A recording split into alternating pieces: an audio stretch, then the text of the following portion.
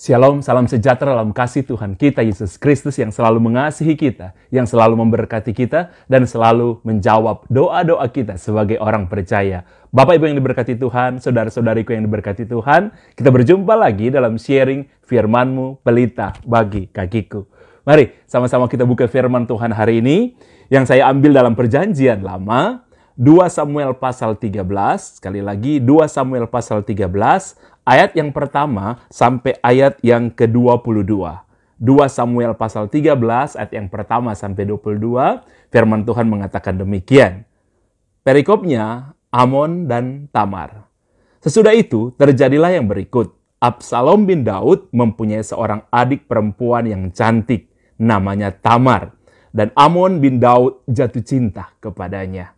Hati Amnon sangat tergoda, sehingga ia jatuh sakit karena Tamar, saudaranya itu. Sebab anak perempuan itu masih perawan, dan menurut anggapan Amnon, mustahil untuk melakukan sesuatu terhadap dia. Amnon mempunyai seorang sahabat yang bernama Yonadab, anak Simea, kakak Daud. Yonadab itu seorang yang sangat cerdik. Katanya kepada Amnon, "Hai anak raja, mengapa engkau demikian merana setiap pagi? Tidakkah lebih baik engkau memberitahukan kepadaku?" Kata Amnon kepadanya, "Aku cinta kepada Tamar, adik perempuan Absalom, saudaraku itu." Lalu berkatalah Yonadab kepadanya, "Berbaringlah di tempat tidurmu dan berbuatlah pura-pura sakit. Apabila ayahmu datang menengok engkau, maka haruslah engkau berkata kepadanya, 'Izinkan adikku Tamar datang memberi aku makan.' Apabila ia menyediakan makanan di depanku, sehingga aku dapat melihatnya, maka aku akan memakannya dari tangannya." Sesudah itu, berbaringlah Amnon dan berpura-pura sakit. Ketika raja datang menengok dia, berkatalah Amnon kepada raja, "Izinkan adikku Tamar datang membuat barang 2 kue di depan mataku, supaya aku memakannya dari tangannya." Lalu Daud menyuruh orang kepada Tamar ke rumahnya dengan pesan, "Pergilah ke rumah Amnon, kakakmu, dan sediakanlah makanan baginya." Maka Tamar pergi ke rumah Amnon, kakaknya, yang sedang berbaring-berbaring. Lalu anak perempuan itu mengambil adonan, meremasnya, dan membuat kue di depan matanya, kemudian dibakarnya kue itu. Sesudah itu, gadis itu mengambil kuali dan mengeluarkan isinya di depan Amnon, tetapi ia tidak mau makan. Berkatalah Amnon, "Suruhlah setiap orang keluar meninggalkan aku." Lalu keluarlah setiap orang meninggalkan dia. Lalu berkatalah Amnon kepada Tamar, "Bawalah makanan itu ke dalam kamar, supaya aku memakannya dari tanganmu." Tamar mengambil kue yang disediakannya itu, lalu membawanya kepada Amnon, kakaknya, ke dalam kamar. Ketika gadis itu menghidangkan kepadanya supaya ia makan, dipegangnya gadis itu dan berkata kepadanya, "Marilah tidur dengan aku, adikku." Tetapi gadis itu berkata kepadanya, "Tidak, kakakku, jangan perkosa aku, sebab orang tidak berlaku seperti itu di Israel. Janganlah berbuat noda seperti itu. Dan aku, kemanakah kubawa kecemaranku? Dan engkau akan dianggap sebagai seorang yang bebal di Israel. Oleh sebab itu, berbicaralah dengan raja, ia tidak akan menolak memberikan aku kepadamu." Tetapi Amnon tidak mau mendengarkan perkataannya, sebab ia lebih kuat daripadanya. Diperkosanyalah gadis itu, lalu tidur dengan dia. Kemudian timbullah kebencian yang sangat besar pada Amnon terhadap gadis itu, bahkan lebih besar benci yang dirasa kepada gadis itu daripada cinta dirasa sebelumnya. Lalu Amnon berkata kepadanya, "Bangunlah, enyalah." Lalu berkatalah gadis itu kepadanya, "Tidak, kakakku, sebab menyuruh aku pergi adalah lebih jahat daripada apa yang telah kau lakukan kepadaku tadi." Tetapi Amnon tidak mau mendengarkan dia. Dipanggilnya orang muda yang melayani dia, katanya, "Suruhlah perempuan itu pergi daripadaku dan kuncilah pintu di belakangnya." Gadis itu memakai baju kurung yang maha indah, sebab demikianlah putri-putri raja yang masih perawan berpakaian baju kurung yang panjang. Kemudian pelayan itu menyuruh dia keluar, lalu mengunci pintu di belakangnya. Lalu Tamar menaruh abu di atas kepalanya, mengoyakkan baju kurung yang maha indah yang dipakainya, meletakkan tangannya di atas kepalanya, dan pergilah ia sambil meratap dengan nyaring. Bertanyalah Absalom kakaknya kepadanya, Apakah Amnon kakakmu itu bersetubuh dengan engkau? Maka sekarang adikku, diam saja. Bukankah ia kakakmu? Janganlah begitu memikirkan perkara itu. Lalu Tamar tinggal di rumah Absalom kakaknya itu seorang diri. Ketika segala perkara itu didengar raja, Daud sangat marahlah ia. Dan Absalom tidak berkata-kata dengan Amnon, baik tentang yang jahat maupun yang baik. Tetapi Absalom membenci Amnon sebab ia memperkosa Tamar adiknya. Bapak Ibu yang diberkati Tuhan, apa yang kita baca tadi cukup panjang, saudara. Tapi sengaja saya membacakan itu supaya kita tahu kisah yang sebenarnya. Sebuah tragedi yang diceritakan oleh Alkitab apa adanya. Dan yang perlu saudara tahu, kisah ini terjadi di keluarga Daud. Kita tahu bersama bahwa Daud adalah seorang raja yang besar.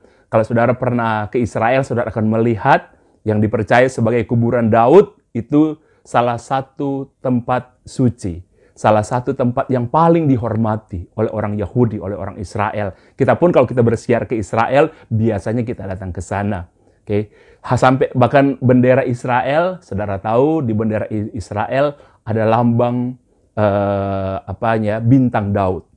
Bahkan salah satu tempat pertemuan Presiden Amerika, salah satu tempat berlibur Presiden Amerika, itu disebut Camp of David. Saudara yang diberkati Tuhan, kenapa saya selalu mendorong saudara untuk membaca Alkitab? Oke, memang kalau saudara mungkin baru saja memulai untuk membaca Alkitab, paling menarik saudara baca kitab Injil, ya, 4 Injil, ya, dari Matius sampai Yohanes. Kalau di Perjanjian Lama, sebaiknya kalau saudara baru membaca supaya lebih enak, lebih bersemangat, dan saudara lebih mudah mengerti, bacalah Mazmur, Amsal, atau Pengkhotbah. Tapi kalau saudara sudah melakukan itu, saya mendorong Anda untuk bisa membaca Alkitab secara berurutan dari Kejadian sampai Wahyu. Supaya saudara bisa mengerti, saudara bisa paham. Kadang-kadang kita, mungkin kalau membaca pertama, saudara tidak akan memahami dengan baik, tapi lama-kelamaan kalau saudara baca berapa kali, saudara akan lebih paham. Kenapa selalu saya mendorong saudara untuk membaca Alkitab? Karena saudara harus mengerti bahwa Alkitab menceritakan seluruh kejadian itu apa adanya. Alkitab bukan hanya menceritakan sekali lagi hal-hal yang besar, hal-hal yang suci, hal-hal yang luar biasa, mujizat, keajaiban. Tapi Alkitab menceritakan problem-problem dalam keluarga. Problem-problem hubungan suami istri. Doa yang tidak terjawab. Ya. Masalah-masalah yang besar. Bahkan Alkitab menceritakan saudara tantangan-tantangan yang dihadapi oleh orang percaya. Badai yang dihadapi orang percaya. Sehingga ketika saudara membaca Alkitab, ada begitu banyak orang Kristen. Kadang-kadang ketika kita telah melayani Tuhan, kita aktif di pelayanan saudara. Dan kemudian ada masalah dalam keluarga, ada masalah dalam bisnis, ada masalah dalam pekerjaan. Kadang-kadang kita bertanya, kenapa saya sudah melayani Tuhan? Kenapa saya sudah sungguh-sungguh dengan Tuhan? Kenapa problem ini ada? Apa yang salah? Saudara yang diberkati Tuhan. Kalau saudara baca Alkitab, saudara akan mengerti. Saudara akan paham bahwa Anda tidak sendiri.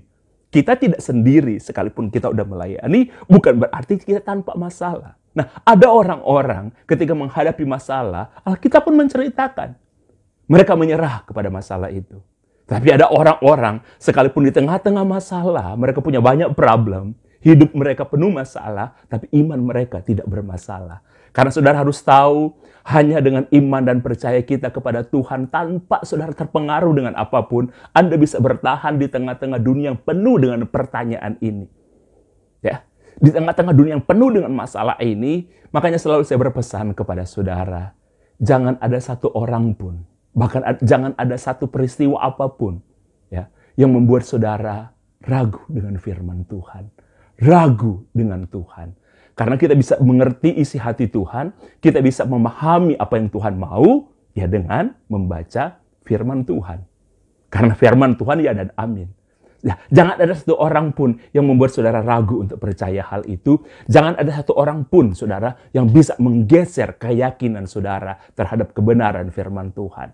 Kami hamba Tuhan sekalipun, ya, jangan terpengaruh, saudara, ya. Jangan ada orang sedikit pun. Saudara harus belajar percaya kepada firman. Dan kalau saudara baca firman Tuhan, ternyata, saudara, peristiwa yang kita baca hari ini, yang terjadi keluarga Daud, ya. Daud punya seorang salah seorang anak yang bernama Tamar, dan firman Tuhan mengatakan Tamar itu cantik. Firman Tuhan menggambarkan, saudara, apa adanya. Tamar itu cantik, saudara. Dan kemudian, saudara, ada juga seorang anaknya Daud, saudara, yang satunya yang bernama Amnon. Anak Daud juga, firman Tuhan katakan dia jatuh cinta kepada Tamar. Bahkan firman Tuhan katakan Amnon sampai sakit. Sekali lagi, Amnon sampai sakit karena dia memikirkan Tamar. Sampai sakit, saudara. Saudara yang pernah muda, atau saudara yang sedang muda sampai sekarang, mungkin saudara pernah merasakan bagaimana apa artinya jatuh cinta. Dan ini yang dialami oleh Amnon. Dia jatuh cinta sampai jatuh sakit. Dia sangat menginginkan Tamar. Luar biasa, saudara, luar biasa. Cinta sampai membawa sakit, saudara. Karena dia sangat menginginkan Tamar. Dia melihat Tamar dan dia sangat menginginkan Tamar. Saudara yang diberkati Tuhan, yang saya ingin katakan kepada saudara hari ini, yang paling berbahaya ya dari seorang pria ketika dia jatuh cinta. Dan saudara bisa jatuh cinta kapan aja. Bahkan ketika seorang pria atau seorang wanita yang telah menikah pun, dia bisa jatuh cinta. Karena itu kita nggak bisa atur perasaan itu, saudara. Tetapi kita bisa mengatur, mengendalikan, saudara, akan kemana cinta itu pergi. Oke? Anda menikah pun, Anda bisa jatuh cinta kepada orang lain. Itu wajar. Tapi itu manusiawi, saudara. Tetapi bagaimana kita mengendalikan rasa cinta itu sangat-sangat penting, saudara. Makanya dalam pembinaan kami, pemberitaan dulu, saudara, saya selalu mengatakan kepada mereka, kamu bisa jatuh cinta kapan aja, bahkan di mana saja, bahkan kepada siapa saja. Tetapi kalau Anda jatuh cinta, bukan berarti Anda harus pacaran dengan orang itu. Apalagi sampai menikah dengan orang itu. Bukan, saudara. Sekali lagi, kita bisa jatuh cinta kepada siapa saja, tapi bukan berarti kita harus menikah dengan orang itu. Kita harus pacaran dengan orang itu. Itu yang selalu saya pesankan kepada teman-teman youth waktu dulu, anak-anak pemberitaan. Waktu jatuh cinta itu wajar, tetapi hati-hati. Oke? Kita nggak harus pacaran dengan orang itu kalau kita jatuh cinta. Dan saudara, salah satu yang paling berbahaya ketika seorang pria jatuh cinta, itu saudara ada di fantasinya. Makanya Yesus berpesan kayak gini, saudara, dalam Matius pasal 5 ayat 28, Yesus begini, aku berkata kepadamu, apabila seseorang memandang wanita dan menginginkan dalam hatinya, Yesus bilang begini, orang itu telah bersinah dalam hatinya. Yang Yesus maksudkan di sini ini apa sih, saudara? Itu fantasi. Dan kenapa Yesus mengatakan apabila seseorang memandang wanita? Kenapa Yesus tidak mengatakan apabila seseorang memandang pria dan wanita? Tidak, wanita. Karena begini, saudara, kalau wanita dia menyukai seseorang, yang wanita itu pikirkan itu hubungan yang baik, hubungan yang manis, pergi bersama, disayangi, diperlakukan dengan manis. Hanya sedikit sekali wanita ketika suka kepada seorang pria yang dia berpikir itu hubungan seks, jarang sekali, ya.